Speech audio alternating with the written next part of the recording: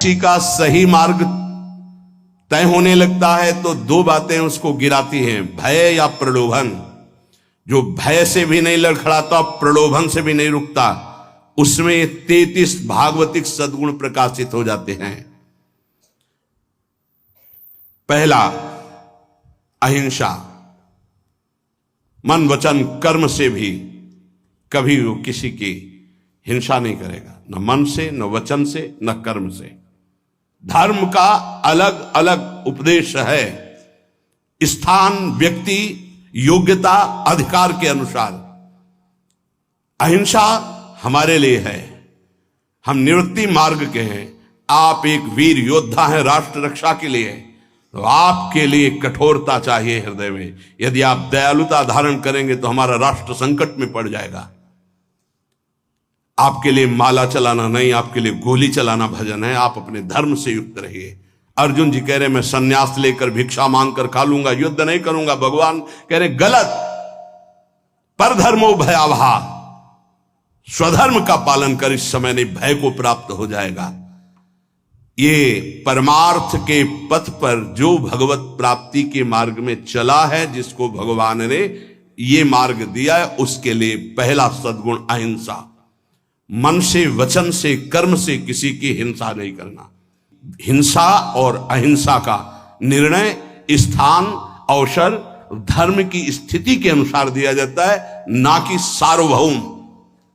सार्वभौम अहिंसा का सिद्धांत नहीं चलेगा।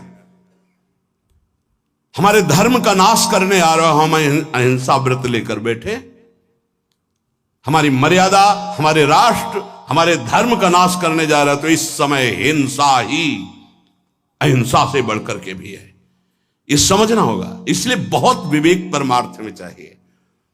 जो निवृत्ति परक साधक हैं, उनके हृदय में अहिंसा धर्म का प्रादुर्भाव होता है, और अहिंसा धर्म भी अपना रूप अलग धारण करता है। जैसे वेन राजा ने भगवान के विरुद्ध आचरणों की स्थापना करनी चाहिए, तो संतों ने जो अहिंसा व्रत के परम पुजारी, उन्होंने उसकी हिंसा कर दी, क्योंकि उस समय हिंसा ही सबसे बड़ा धर्म है। और उसके शरीर से फिर मत कर भगवान पृथु को प्रकट किया। ये बड़ा सूक्ष्म विषय, धर्म बड़ा सूक्ष्म विषय है। दूसरा, सत्य। मन से जो सोचा गया, वाणी से वही बोला गया, आचरण में वही किया गया, उसे सत्यवादी कहते हैं। सत्य वचन में जरूर होना चाहिए। तीसरा, आस्तेय, चोरी ना करना, कभी भी किसी की चोरी ना करना, यह भगवान के भक्त में आ जाता है। चौथा, ब्रह्मचर्य। अगर गृहस्थ है तो संयम के अनुसार ब्रह्मचर्य, एक नियत समय के अनुसार ब्रह्मचर्य। विरक्त है तो आजीवन अखंड ब्रह्मचर्य, ये लक्षण प्रकट हो जाता है। पांचवा, अपैशुन, कभी किसी की चुगली ना करना। ये साधक ध्यान दे, कभी किसी की चुगली ना करना। कैसे?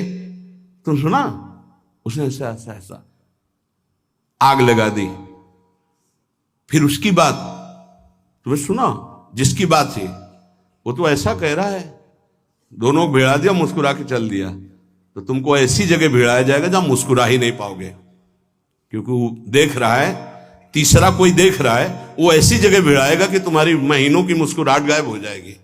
होश में नहीं, किसी की भी चर्चा नहीं करनी। इनकी बात उनसे कहना, उनकी बात उनसे कहना, इसे चुगली कहते हैं। शास्त्रीय भाषा में अपैशुन नहीं करना, ये हृदय को मलिन कर देता है। किसी की वार्ता नहीं। कभी श्री जी की वार्ता चार खड़े होके करो, बोधनता परस्परम, लाडली जी का ऐसा स्वभाव, ऐसे सुंदर, ऐसे, तो छाती ठंडी हो जाए। कभी श्री जी की चर्चा नहीं सुनते। आपस में जब दो मिलेंगे तो चर्चा होगी, तो प्रपंच की होगी। वो साधक नहीं, प्रपंची कहा जाता है। अरे जैसी हरिवंश प्रपंच बंच सब ये काल ब्याल को खायो, यह जिये जान श्याम श्यामा पद कमल संग सिरनायो। छठवां है लज्जा।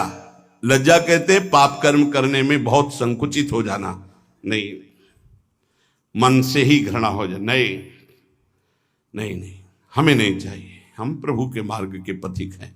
सातवां अमानिता, ये लक्षण उदय होते हैं। मान की बिल्कुल चाह न रह जाना, और ये बहुत खतरनाक है, बहुत खतरनाक। सबसे पहला लक्षण है ब्रह्मबोध महापुरुष का मान रहित होना। निर्मान अमोहा जित संग दोषा। मान सबही मान प्रद आप अमानी, मान कभी स्वीकार नहीं करना चाहिए। महापुरुषों को देखो, आज भी गुरुदेव भगवान आरती करके सबको पंचांग प्रणाम करते हैं, सबको पंचांग प्रणाम करते हैं। अपने लोग गुरु जी आचार्य चरण सर्वान वस्तुतया निरीक्ष परम स्वाराध्य बुद्धिर मम क्वाहम तुच्छा परम अधमा। आचार्य चरण क्या कह रहे? क्वाहम तुच्छा परम अधमा। सबको प्रणाम कर रहे हैं, गुरुदेव सबको प्रणाम कर रहे हैं, तो हमको शिक्षा लेनी चाहिए। अमानी ना मान देना, सबही मान प्रद आप अमानी। ये अमानिता, ये 7वां लक्षण उपासक के अंदर जागृत होता है। 8वां पवित्रता, शरीर पवित्र, वस्त्र पवित्र, चिंतन पवित्र, व्यवहार पवित्र। छल कपट से व्यवहार दूषित हो जाता है। अरे बहुत बहुत, अगर आप भगवत मार्ग में, तो कभी ऐसा मत करना, क्योंकि जिससे कर रहे हो और आप उसके बीच में ईश्वर विराजमान है, उसी की आराधना के मार्ग में तो चले हो। पवित्रता, शरीर पवित्र हो और वस्त्र पवित्र हो। ये आपका लोक शंका मल त्याग आदि बहुत सावधानी से पवित्रता का निर्वाह करोगे तो शरीर राग का नाश हो जाएगा। ध्यान रखना, जितना पवित्र हो कोई, उतने शरीर राग का नाश होगा। ये उल्टा लक्षण है। शरीर को पवित्र रखना, शरीर राग का नाश। शरीर को अपवित्र रखना, अत्यंत ममता आसक्ति शरीर से हो जाएगी। देखो, इसीलिए अत्यंत ममता आसक्ति शरीर से है। 9वां संतोष, जैसी परिस्थिति प्रभु ने दी उसमें राजी रहना। जोई जोई प्यारो करे सोई मोहि भावे। कोई चाह ना रखना, ये संतोष धन है। इसी से सारी कामनाएं नष्ट हो जाती हैं। बिन संतोष न काम न साही, और अछत काम सुख सपन्यो नाही। बिना संतोष के कामनाओं का नाश नहीं होता। तो उपासक के हृदय में संतोष आ जाता है, जैसा प्रभु ने दिया। आज सब्जी भी नहीं है, प्रभु की बड़ी कृपा है, रोटी अकेले पा ली। आज रोटी भी नहीं है, जल से काम चला लिया। किसी संत से किसी ने पूछा कि प्रसाद पाया, तो उन्होंने कहा नहीं, माधुकरी नहीं मिली। फिर क्या पाया? बोले पा लिया है। क्या पाया? बोले भूख को पा लिया है। आज प्रभु की इच्छा है से भूख को पा लिया है। संतोष, काहू सो कछु न चाहोगो, संतोष। 10वां तितिक्षा, महान सहनशील। दूसरे के कट वचन, शरीर की पीड़ा, ऋतुओं का प्रभाव, अंदर की जलन, संतुष्टायन के नवा। तितिक्षा, ये महान लक्षण है भगवत प्राप्ति के मार्ग के पथिक का। जरा सी बात में विक्षिप्त हो जाना, चिड़चिड़ा स्वभाव कर लेना, नाना प्रकार की असत वृत्तियों में दौड़ जाना, ये साधक का स्वभाव नहीं होता। बड़े से बड़े कष्ट को हंसकर सहना, बड़े से बड़ी विपरीत परिस्थिति को मुस्कुरा के सहना, ये भगवान के पार्षद का लक्षण होता है। आप भगवान के पार्षद हैं, भगवत मार्ग के पथिक, चाहे गृहस्थी हो चाहे विरक्ति। 11वां निष्कपटता, संत सरल चित जगत हित जान स्वभाव सने। संतों का स्वभाव, उनका सने, उनके चित्त की स्थिति सरल होती है, कपट नहीं। निष्कपटता उनके हृदय में जागृत हो जाती है। 12वां संत संग में अत्यंत गाढ़ प्रेम आसक्ति, ये पैदा हो जाए भगवत कृपा पात्र के अंदर। 12वां संत संग, सत्संग, भागम भाग मच जाएगा। कैसे मैं सत्संग में आगे बैठूं जिससे मैं वक्ता के मुखारविंद पर चातक की तरह दृष्टि रख करके उनके वाक्यों का पान स्वाति की बूंद की तरह करूं। सच्चे श्रोता का लक्षण, मैं भाग कर जाऊं और उनको देखता रहूं और उनके वाक्य जो निकल रहे हैं उनका पान करूं श्रवणेन्द्रिय के द्वारा। 13वां संत सेवा की भूख, ये प्रकट हो जाती पक्का। मैं साधु हूं ऐसा नहीं रहता, यही रहता है भगवान कब ऐसी कृपा करेंगे कि संत सेवा हो जाए। एक साधक कह रहे थे कि जब संत सेवा होती है, उनके दर्शन सेवा का अवसर मिलता है, तो ऐसा लगता है कि ये कभी बंद ना हो और जीवन भर मुझे साधु सेवा मिलती रहे। बहुत अच्छा लगा कि हम लोग जब उनकी सेवा में खड़े होते तो एक अलौकिक आनंद मिलता है। संत सेवा की भूख जग जाना। बड़े भावुक जन होते हैं, बड़े भावुक जन होते हैं, इससे बहुत बड़ा प्रभाव पड़ता है, बहुत बड़ा हृदय में प्रभाव पड़ता है। एक संत थे जो कभी सेवा स्वीकार नहीं करते थे, तो बाहर उस समय शौच जाने को होता था, तो जहां वो बाहर शौच जाते थे तो एक भगत थे, वो कभी शिष्य नहीं बनाते थे संत, तो कैसे सेवा करें, कहीं कुटिया में सेवा को तो अवसर ही नहीं था, तो जब शौच हो जाते तो शौच को गड्ढा खोद करके ऊपर से रथ से पाट देते। तो पहले जिस एरिया में शौच जाते थे तो उनको दिखाई देती थी पड़ी, साफ साफ एकदम ऐसे, महीनों हो गया। तो एक दिन छुप करके देखा तो वो कर नजदीक गए, कहा भाई ऐसी ये वृत्ति आप करते हो मुझे पसंद नहीं, आप क्यों करते हो? उनका भगवान मुझे लगा था कि संत सेवा करना चाहिए, आप प्रगट में कोई, वही उन्हीं को शिष्य बनाया और अपनी सारी आंतरिक धरोहर उनको सेवा से बहुत, पर सेवा ऐसी छुप कर या कोई जान न पावे या उसको जलाने की चेष्टा ना हो, उससे मान सम्मान प्रियता प्राप्त करने की इच्छा ना हो, ये सेवा का भाव बड़ी कृपा से प्राप्त होता है। संदीपनी जी अपने गुरु जी की सेवा के प्रताप से ही जगत गुरु भगवान श्री कृष्ण के गुरु बनने का पद प्राप्त किया। सेवा में बड़ी सामर्थ्य है। स्वयं रघुनाथ जी गुरु सेवा संत सेवा के इतने इच्छुक कि विश्वामित्र जी की आज्ञा में रहे, उनके साथ साथ रहे, उनके चरण दबाए, उनके जिनकी आज्ञा का पालन समस्त वैदिक ब्रह्म ऋषि सिद्धांत पूर्वक करते हैं, वो प्रभु आज्ञा पालन कर रहे हैं विश्वामित्र जी की, हर कदम पर आज्ञा लेकर जा रहे हैं। 14वां तप कहते हैं मन में आए हुए विकारों को सह जाना, उसके अनुसार भोग क्रिया न करना, वो जो ताप होता है उसे सह जाना तप कहते हैं। अपने परमार्थ मार्ग में चलने में जो कष्ट मिलता है उसको हंस के सह जाना, उसे तप कहते हैं।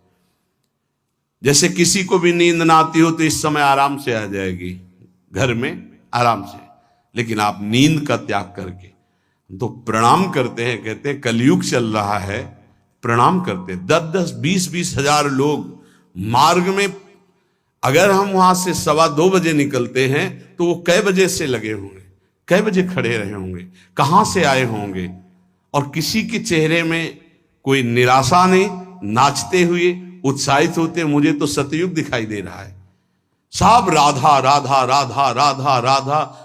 कहां उनकी नींद है, कहां उनकी सुविधाएं? छोटे छोटे गोद में बच्चे लिए धक्का खाते हुए खड़े हुए, बलियारी उनको प्रणाम है। क्या देखने के लिए खड़े हैं? क्या मिल जाता है उनको? ना एक चाय मिलती, ना एक लड्डू मिलता है, ना उनको ऐसे भी तो नहीं होता कि, और ऐसे है भी क्या? आया क्या कुछ तुम्हारे पास है? ऐसे कुछ आया क्या? कुछ नहीं, कुछ नहीं, नहीं तो हम कर तो रहे नहीं, लोग ऐसे नहीं। अगर कुछ आया हो तो बताओ, कुछ नहीं आया। राधा राधा राधा आया, बोलो या ना बोलो, राधा राधा राधा कान में आया, श्रवण में सुना, तुम्हारा मंगल हो गया। कैसे भगवान की कृपा पात्र जन हैं। अपने तो संत नहीं है, संतों की चरण धूलि के आश्रित हैं। वो केवल संत दर्शन मात्र के लिए दूर दूर से गाड़ियों से आकर के रोड में खड़े।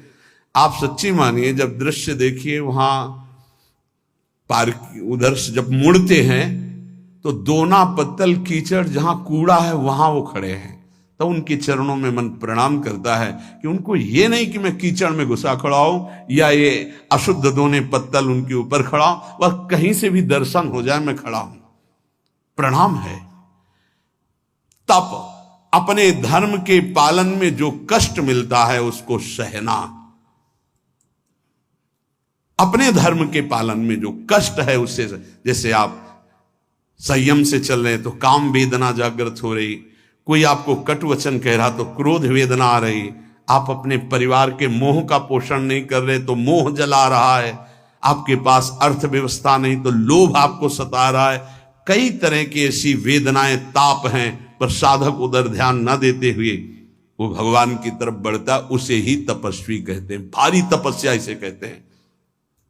15वां स्वाध्याय,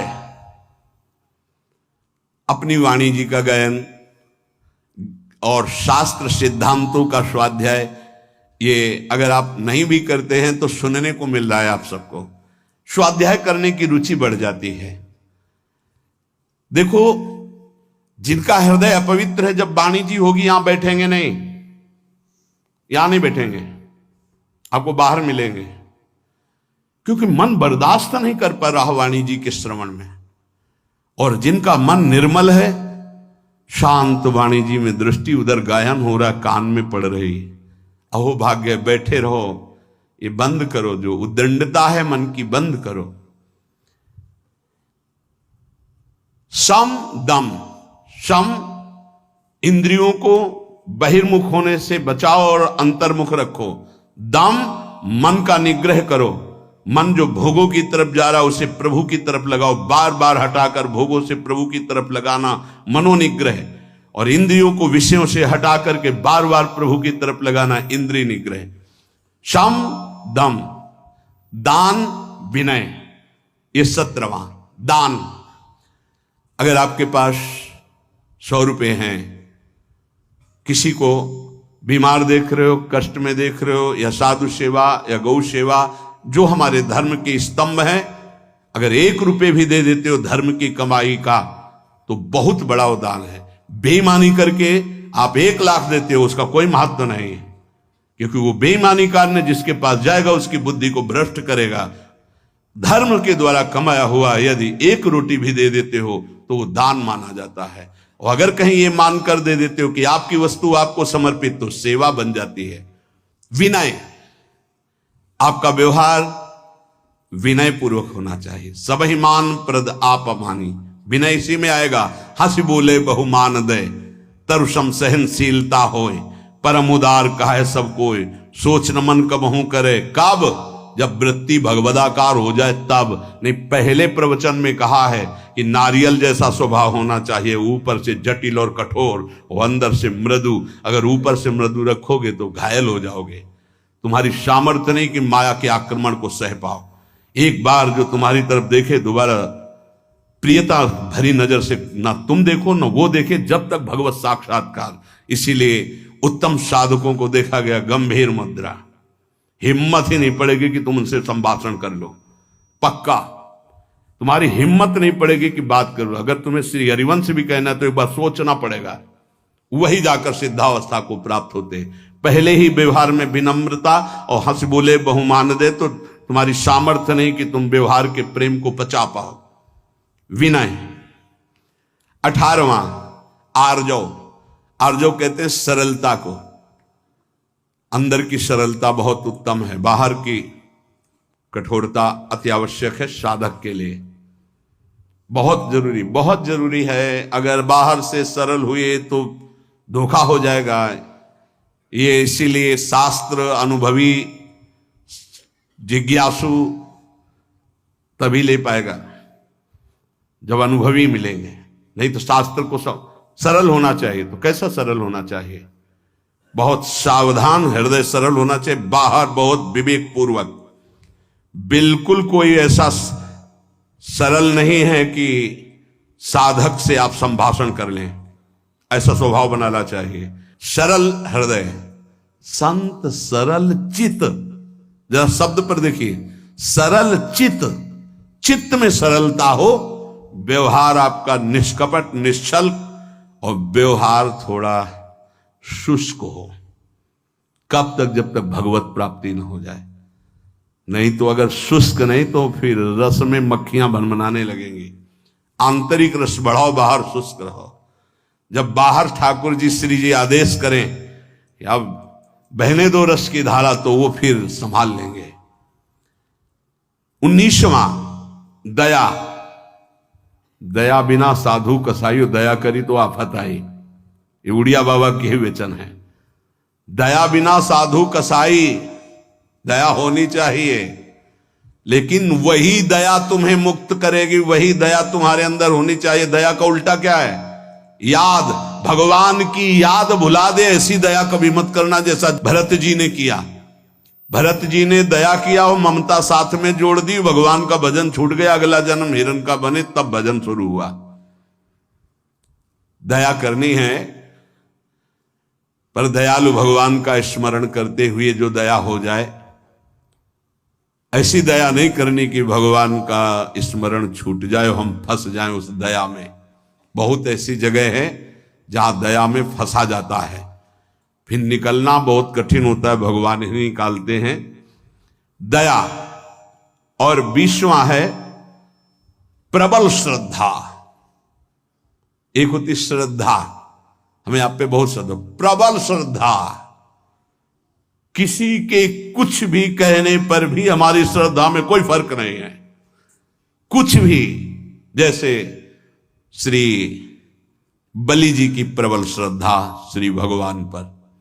गुरुदेव कह रहे हैं कि इनको 3 पग देने को कहा है, तुम्हारी सारी संपत्ति नष्ट हो जाएगी, ये तुम्हें 1 इंच जगह नहीं छोड़ेंगे, ये त्रिभुवनपति भगवान हरि हैं, वापस ले ले संकल्प, मैं कह रहा हूं। प्रबल श्रद्धा, गुरुदेव की बात नहीं मानी। और प्रबल श्रद्धा, शाप दे दिया, जा ईश्वर भ्रष्ट हो जा, फिर भी कोई भय नहीं, संकल्प किया। प्रभु ने अपना विस्तार किया, नाप लिया सब कुछ, और फिर डांट लगाई। देखो प्रबल श्रद्धा। बोल 3 पग पृथ्वी दान के लिए कह रहा था, आप कहां? गुरु ने मना किया था, नहीं माना ना, बड़ा दानी बनता था, वरुण पास से बांध दिया जो प्रतिपल महान कष्ट देता है। अब बोल 3रा पग कहां पूरा करेगा? बलि जी की प्रबल श्रद्धा में कोई फर्क नहीं पड़ा। प्रहलाद जी के नाती हैं, महाभागवत प्रहलाद जी के नाती विरोचन पुत्र महाराज बलि। उन्होंने कहा, प्रभु अभी तो आपको प्रणाम भी नहीं किया, हाथ बंधे नहीं, आपको प्रणाम करता। प्रभु हम अपने वचन से पीछे नहीं हटने वाले। 3 पग कहा था, 2 पग में सब नाप लिया, उतने ही बड़े बनो जितने बड़े में मांगा था, और 3रा पग मेरे सर पे रखो और मुझे नाप लो। 2 पग में संपत्ति और 3रे पग में संपत्तिवान को भगवान बिक गए। इसे कहते हैं प्रबल श्रद्धा। गुरु ने साप दे दिया, गुरु ने मना किया, भगवान ने बांध दिया, कटाक्ष किया, पर श्रद्धा पे कोई फर्क नहीं पड़ा। इसे कहते हैं प्रबल श्रद्धा। 21वां विवेक। ये विवेक बहुत बड़ा साधक का बल होता है, ये कहीं फंसने नहीं देता, हर जगह से विवेक बचा लेता। बहुत सुंदर अस्त्र है विवेक, जो हर समय काटता रहता है। मोह, ममता, राग, काम, क्रोध, लोभ, मद, सबको काट के भगवान की प्राप्ति कराने में बहुत बड़ा हाथ है विवेक का। और ये विवेक किसी बाजार में नहीं मिलता, ये केवल साधु समागम में मिलता है। बिन सत्संग विवेक न होई, और राम कृपा बिन सुलभ न सोई। बिना सत्संग के विवेक नहीं होता, बिना राम कृपा के सत्संग नहीं प्राप्त होता। 22वां दृढ़ वैराग्य। दृढ़ वैराग्य त्याग कहते हैं। भोग सामग्री की भोगने की इच्छा है, पर भोगूंगा नहीं क्योंकि भगवत प्राप्ति करनी है, इसे त्याग कहते हैं। भोग सामग्री की भोगने की इच्छा का ही नाश हो गया है। भोग सामग्री आसपास है लेकिन नहीं, इच्छा ही नहीं है, उसका नाम वैराग्य है। दृढ़ वैराग्य, यहां से लेके ब्रह्मलोक तक के किसी भी भोग की सामर्थ्य नहीं कि उस उपासक के मन को ललचा दे, चलायमान कर दे, उसे दृढ़ वैराग्य कहते हैं। ये जागृत हो जाता है। 23वां एकांत सेवन की रुचि, अंतर्मुख। एकांत सेवन की रुचि, अंतर्मुख। बाहर के लिए कमरे की बात नहीं है, यहां कमरे में भी बैठकर आप एकांत नहीं रहेंगे यदि अंतर्मुख नहीं है। विषय चिंतन कर रहे हैं तो आप बाहर ही हैं, एकांत नहीं। एकांत अपने इष्ट के चिंतन में निरंतर लगे रहना। 24वां किसी भी तरह का कोई भी परिग्रह न रखना अपने लिए, कोई भी परिग्रह अपने लिए नहीं रखना। जिसने आज दिया है वही कल देगा, जो पूरे विश्व का भरण पोषण करता है वो इस शरीर का भी भरण पोषण करेगा। चिंता क्या करनी है? हम अपने कर्तव्य का पालन करते हैं, चिंता नहीं। हम प्रभु की आज्ञा में अपने जीवन को समर्पित करते हैं, भोगों की संग्रह में नहीं।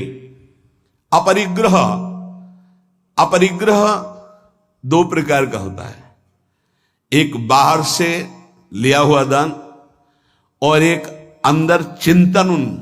ना हमें भोगों के, अगर आज जो है ये खाने को मिल जाता, अगर ऐसा वस्त्र मिल जाता, ऐसा ऐसा, ना अंदर से चिंतन और बाहर से प्राप्त होने पर जितना हमारे शरीर का भरण पोषण इसके अलावा नहीं है, हमें नहीं चाहिए। अगर वो उस पर महत्व बुद्धि है तो परिग्रह, परिग्रह है तो भगवान के अनुराग में बाधक है। अपरिग्रह बाहर और आंतरिक दोनों जगह से आशा शून्य हो जाना। आशा ही परमम दुखम नैराश्यम परमम सुखम अपरिग्रही का लक्षण है। बिना आशा के जो भोग प्राप्त हुआ है उसमें भी पहले विवेक के द्वारा देखना है कि धर्मयुक्त है कि नहीं, फिर विवेक के द्वारा निर्णय करना है साधना में सहयोगी है कि नहीं, फिर कितनी आवश्यकता है उतना उपभोग करना। 25वां समाधान, कई बार कहा है सत्संग में कि साध्य और साधन के विषय में साधक का समाधान हो जाना चाहिए। आपको पता है आपका साधन क्या है, आपको पता है आपके साध्य कौन है, बस साध्य निश्चित किए श्यामा श्याम, साधन उनके गुरुदेव के द्वारा जो दिया हुआ उपासना का मार्ग है, बस उसी पर। अब साध्य साधन के विषय में कोई प्रश्न नहीं, कोई संशय नहीं। चित्त का भगवदाकार हो जाना, अपने आराध्य देव में समर्पित हो जाना ही वास्तविक समाधान कहा जाता है। अब इस इष्ट के विषय में या साधन के विषय में कोई शंका नहीं, उसे समाधान कहते हैं। 26वां उपरति, वैराग्य के ऊपर का हिस्सा है। वैराग्य में तो भोग सामग्री है पर भोगने की इच्छा नहीं है। उपरति में भोग सामग्री है ऐसा बोध भी नहीं रहता, एकमात्र केवल परमात्मा बुद्धि, ये उपरति जागृत हो जाती है।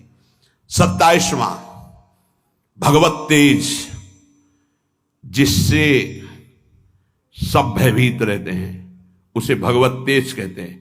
कोई भी त्रुटि गलती करोगे, कोई भी धर्म विरुद्ध आचरण करोगे, तुम्हारा मन सामने आने के लिए नहीं कह पाएगा। तुम कटोगे, सामने नहीं आओगे।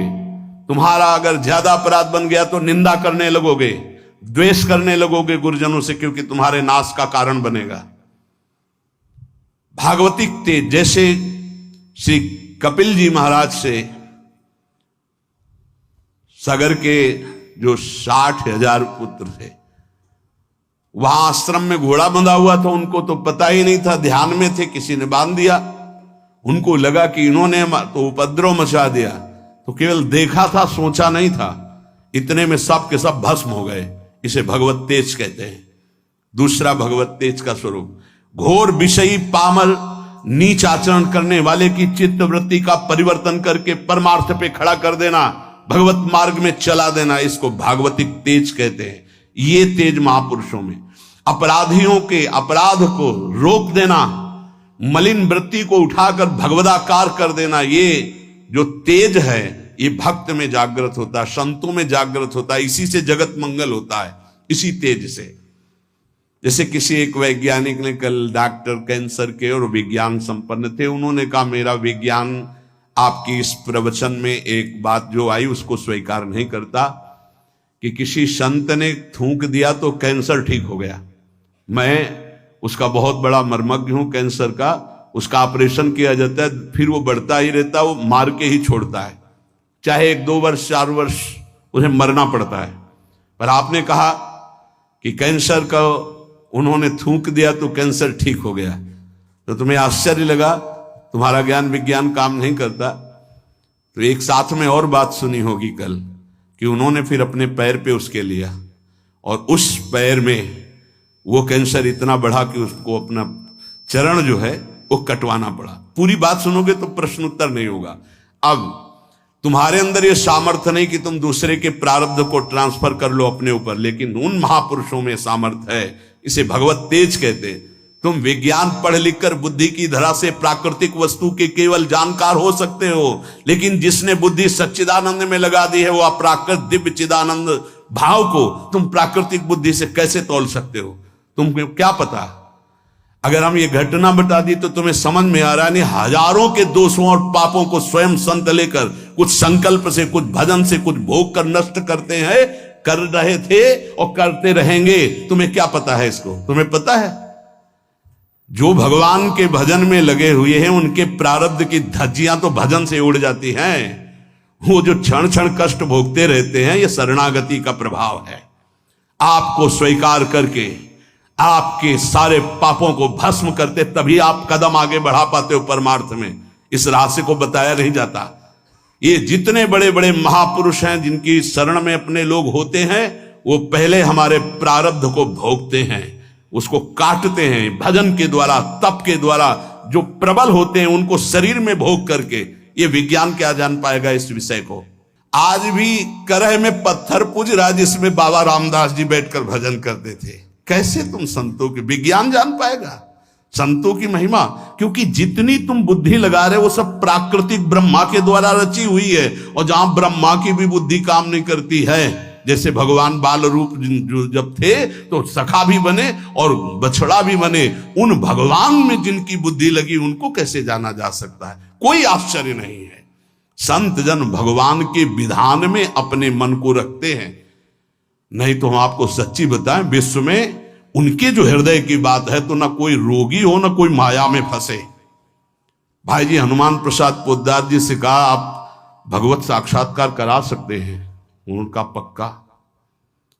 लेकिन प्रभु का ऐसा विधान नहीं, हम सच्ची कहते हैं, किसी से नहीं कहते कि भजन करो, हम सबको राधा कृष्ण के दर्शन करा देते हैं। पर मालिक का विधान नहीं है, क्योंकि मालिक जैसा खेलना चाहता है जमूरा वैसे ही उसके साथ खेलेगा। हम उनके दास हैं। प्रहलाद जी ने स्पष्ट देख लो, नरसिंह भगवान से कहा मुझे आपकी कृपा है पर्याप्त, तो मुझे नहीं चाहिए अब कोई वरदान। आपके चरणामृत और नाम जप आपकी कथा से हमारा सब हो जाएगा। हम इनके लिए रो रहे हैं जो माया में फंसे इनको। तो भगवान ने बुला के लाओ किसी को जो बैकुंठ चलना चाहता हो। ये कोई नहीं तैयार हुआ बैकुंठ में, कोई नहीं तैयार हुआ।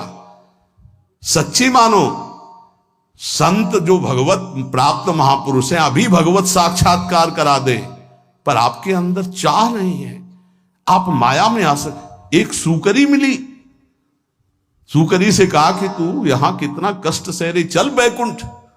बोले चल तो तू बैकुंठ, लेकिन यहां जो विष्ठा मिलता बैकुंठ में मिलेगा? बोले नहीं वहां नहीं मिलेगा। बोले नहीं जाना बैकुंठ। हमारी आसक्ति विष्ठा तुल्य भोगों में इतनी हो चुकी कि हम बैकुंठ को भी तिरस्कृत कर रहे हैं। कर रहे हैं, देख लो। ये जीवन भगवान की प्राप्ति के लिए मिला है। संतों की सामर्थ्य में संशय नहीं है, हम उनके सामर्थ्य का सदुपयोग करना नहीं जानते।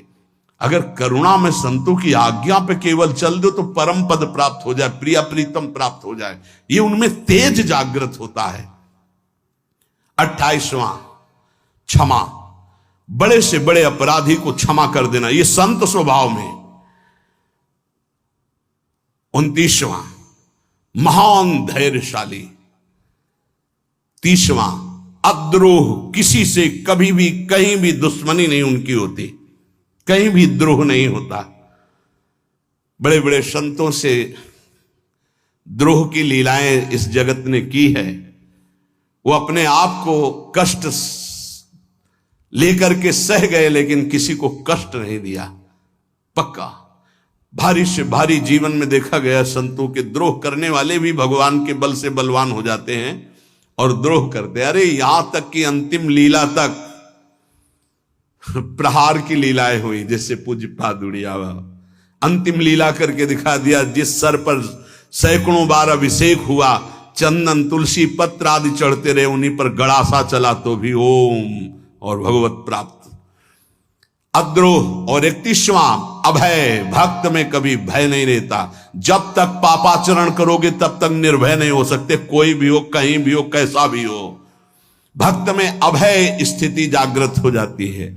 और 32वां है किंचन मात्र अहंकार नहीं रह जाता, अहंकार भगवत स्वरूप हो जाता है। और 33वां परम शांति को प्राप्त हो जाता है।